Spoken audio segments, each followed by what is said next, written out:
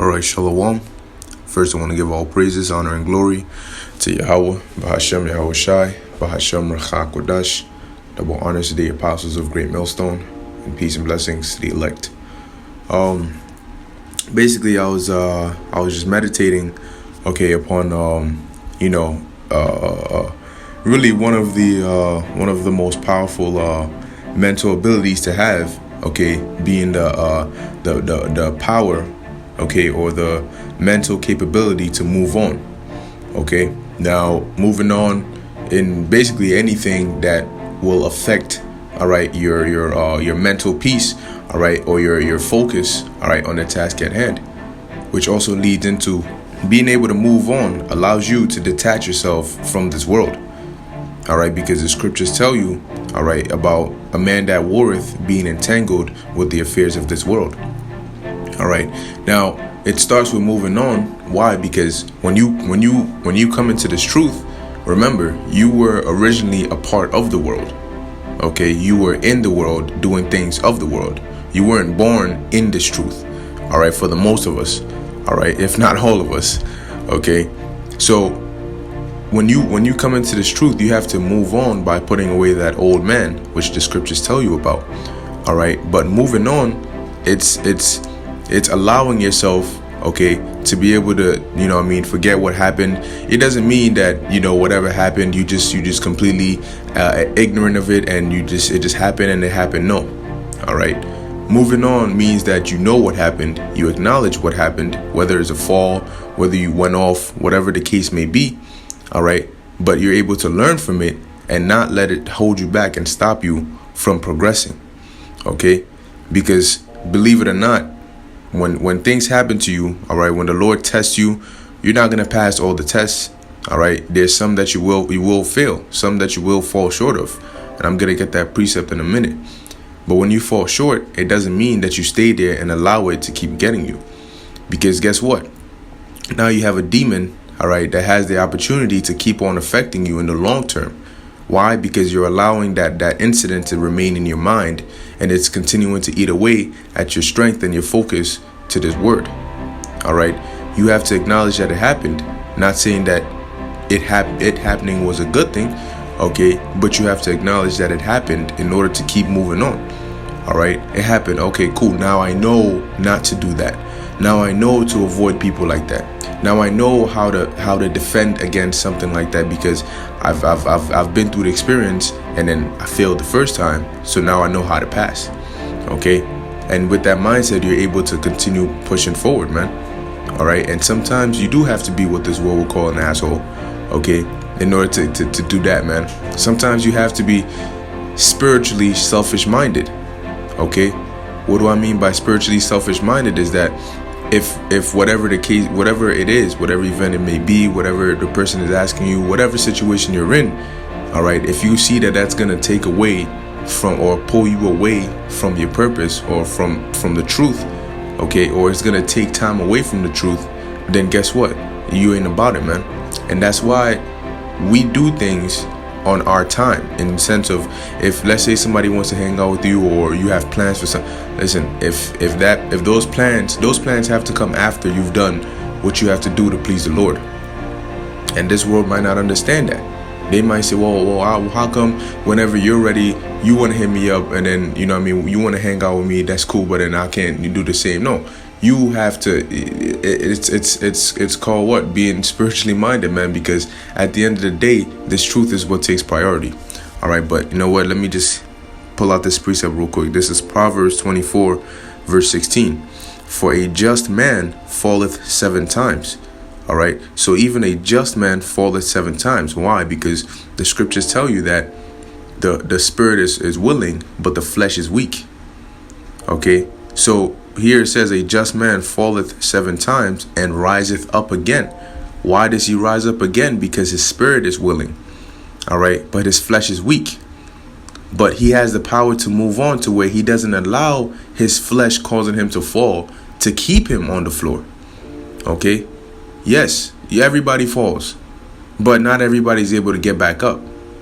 And that's the difference between those who the Lord has blessed with that spirit and those who the Lord has given up. See, That's why it says, but the wicked shall fall into mischief. Because when they fall, they're not going to be able to get back up. They're going to allow that fall to fester in their mind, to continue to grow, to become a cancer. Okay? And then guess what? That fall is just going to keep them trapped, all right, within that event that happened, to where they can't even break free to keep looking forward. All right? They're looking at what tripped them, how they fell, why they fell, how can they undo the fall. If it's in the past, it's in the past. The strongest thing you can do, all right, or the best way to to get past it is to move on from it. Okay, you learn from it and you move on. That keeps you mentally strong, man, because you're able to be flexible, you're able to adjust and adapt to whatever circumstance you're put in, all right, and you're able to move on from it. Okay, because remember, we're in a race. We're not standing in one place, we're moving forward. All right, and in a race, if you run and you fall and you decide, I fell, I scraped my knee, so I'm gonna stay right here, the race keeps on going. The race does not stop because you stopped. The race keeps on going. Therefore, if you don't keep on going, you're going to lose the race. All right, the Most High isn't gonna stop time and undo the past just so he can cater to how you felt about it. No. He did that for a reason. He put that stumbling block there for you to fall, so that next time you can see clearly. Okay? If you're driving and you go a certain speed at a certain area, and you see a whole lot of cops there and they give you a ticket, the next time you're driving through that area, you're gonna remember, yeah, this is a hot zone for cops, so let me slow down. But how would you know that if you hadn't caught that first ticket? Okay? So, like it says here, a just man falleth 7 times. Falleth going into, you fall short. The scriptures say that, look, we all fall short of the glory, all right, of the Most High, because we're not perfect. All right. We're not, as of right now, we're not perfect. We're striving for perfection. We're fighting for that. But we are not perfect yet, because our flesh, all right, these chains of darkness still hold us back. If you have chains and shackles around you, you can't move with all the flexibility that you would like to move with. All right. And that's the same thing. This flesh is like shackles and chains to our spirit. Okay. And prime examples would be certain thoughts that you might get. Okay. Certain things. And a number one thing that, gets a lot of people, sad but true, is women. Oh, damn, she really broke my heart. She did this. Broke your heart. That's a pain of the flesh. Okay. Yeah, I'm not saying that, I'm saying it's impossible. You got to have a rock solid heart where nobody can. No, but guess what? You got to learn to move on from that, because now she moved on with her life, but she's still affecting you. Why? Because your mind hasn't let go of what happened. And therefore, you can't even move on with what you're doing, even though you think you are. Why? Because every time you think about what happened, you get messed up in the head. You can't let go. You can't move on. So you can't be focused. Meaning, in the time, all right, when you need to be serious the most, if a demon was to throw that thought back into your head, you would get messed up. That's like them putting a banana peel on the floor for you to slip on it. Okay? That's why you have to, yes, we deal in the world. The scriptures say, let me get it real quick. We are in the world, okay, but we are not of the world. I believe it's in the book of John. Okay, I think it's John 15. All right, verse 19. It says, if ye were of the world would love his own. But because ye are not of the world, but I have chosen you out of the world, therefore the world hateth you. See, we are not of the world. All right. The Lord has chosen us out of the world spiritually, but we still live in this world. Okay. Therefore, we still have to deal, all right, in certain ways according to this world. All right. When it comes to certain things, you need a job, you need to work so you can eat. You need to pay your bills so you can have a roof over your head. You might deal with certain women, or you might, certain things you might partake in. All right. As long as you're not going off and they're not taking you away from the ministry. All right. But those are all things that, being that you're still in this world, you might, you do. All right. Using the world, not abusing it. But even in that, you have to keep it to a minimum. All right, to the point where it's not absorbing you. All right, you see, because there's a balance, man. If you overindulge in this world, all right, even in the things that you have liberty to do, it's gonna get you. All right, because that's what this world is. If you noticed, especially here in America, every little thing is addictive. Even from the way you sleep, to the music you listen to the food you eat. You know, you get this food one time. Yo, this is dope. They say you on your way to work, you stop at a spot to get a certain drink or food. Then the next day you like, let me try that spot one more time. Next thing you know, 2 weeks go by, and then now that's become a part of your routine. Every morning before you go to work, you gotta stop at that spot to get that drink. You know, when two weeks prior you weren't doing that.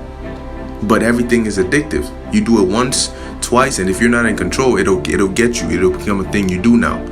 You sleep a certain way once, you sleep a certain way another time. Next thing you know, you can't sleep without sleeping that way. You know, and it's very weird, but everything has a spirit to it. And if you're not careful, being that we're not of this world, everything in this world is trying to suck us into the world and out of the truth. So if you don't have the mindset to move on from the things that this world will try to get you with, then you will get got. Okay, you will get got. It says, I'll just finish it here. John 15 verse 20. Remember the word that I said unto you, the servant is not greater than his Lord. And if they have persecuted me, they will also persecute you. If they have kept my saying, they will keep yours also. And that's the funny part. You for those who weren't able to move on and they allowed themselves to get got by this world, the world is going to turn on you. All right, the world is going to turn on you, because at the end of the day, if you were once a part of us and you were once so-called a part of us, and you went back into the world thinking that they would accept you, when that time of persecution comes, they're going to offer your head up. Okay, and the Most High isn't going to protect you at that time, man. And don't even think about coming to us. Okay. Now, to end it off, I heard this, I was listening to this speaker, I forgot who it was, but they gave this example about two monks, all right, that were on their way, they were on a journey somewhere. You know, they were walking for a good couple of hours, going down the road, all right, in their robes, and they came across this young lady with a kimono on, you know, and she was trying to cross this path, but it was very muddy. And so she wasn't able to, she didn't want to go over it. So one of the monks picked her up, and took her across and then set her down. And then the two of them just kept going. All right. Now, those monks were practicing, silence, as a means of concentration. So they were just quiet, just walking, doing their own thing for about 5 more hours. And at that 5-hour mark, the one monk said to the other monk that picked up the girl, you shouldn't have picked up the girl, because really as monks, we're not supposed to, not supposed to be touching women, so on and so forth. And then the monk that actually picked up the girl looked at the other one and said, oh, you're still carrying her in your thoughts? I put her down 5 hours ago, and meaning implying that he had already moved on from what had happened. He wasn't dwelling on, oh, shoot, yo, I just really touched the car, I'm going off, oh, damn, oh, it's over. He did it, and he just kept it pushing. So for those 5 hours, he was concentrating on meditating upon what he was supposed to be meditating on spiritually, while the other dude for the past 5 hours had that thought of that girl in his mind.